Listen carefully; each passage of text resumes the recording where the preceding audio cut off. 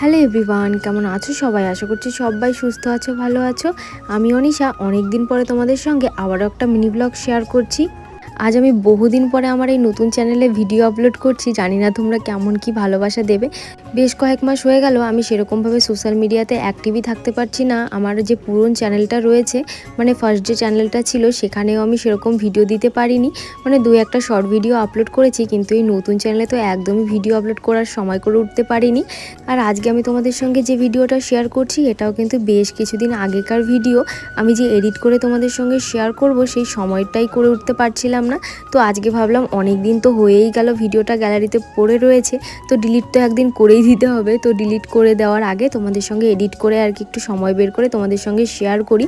তো দেখতেই পাচ্ছ এখানে কিন্তু সমস্তটাই আমার বর নিজে নিজে করছে। এখানে আজকে হবে হচ্ছে চিকেনের উইংস আছে এখানে, আর কিছু সলিড মাংস রয়েছে, তো সেগুলোই আজকে আর কি পোড়া হবে। আর এই শীতের সময় কিন্তু মাংস পোড়া খেতে ভীষণ ভালো লাগে। সত্যি বাইরে বসে আঁচের সামনে বসে কিন্তু খেতে ভীষণ ভালো লাগে গরম গরম মাংস পোড়া।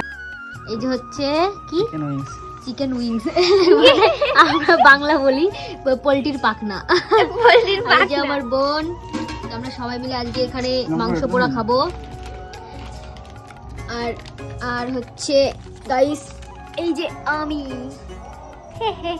দেখতেই পাচ্ছি হয়ে গেছে গাইস মাখানো আমাদের, কিন্তু ক্যামেরায় অতটা ভালো লাগছে না, কিন্তু দেখতে গাইস অনেক সুন্দর, অনেক সুন্দর। ক্যামেরায় যদি ভালো না লাগে কিছু করার নেই, দেখতে অনেক সুন্দর। মাংসগুলোকে 2-2.5 ঘন্টা মতো ম্যারিনেট করে তোমাদের দাদাভাই রেখে দিয়েছিল। তারপরে এই যে সন্ধ্যার পরপর আঁচ ধরিয়ে দিয়েছিলাম, তারপরে আর কি শুরু করে দিয়েছি মাংস পোড়ানো।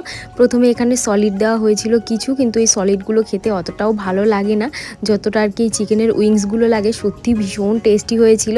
তোমাদের দাদাভাই ওদিকে মাংসগুলোকে পোড়াচ্ছে, আর এদিকে আমরা সবাই মিলে বসে পড়েছি খেতে। এখানে আমার ভাই রয়েছে, আমার মা রয়েছে, আমার বোন রয়েছে, আর কি ফ্যামিলির সবাই মিলেই আজকে এই খাওয়া দাওয়াটা করেছিলাম। তো কেমন লাগলো ভিডিওটা অবশ্যই কমেন্ট করে জানিও।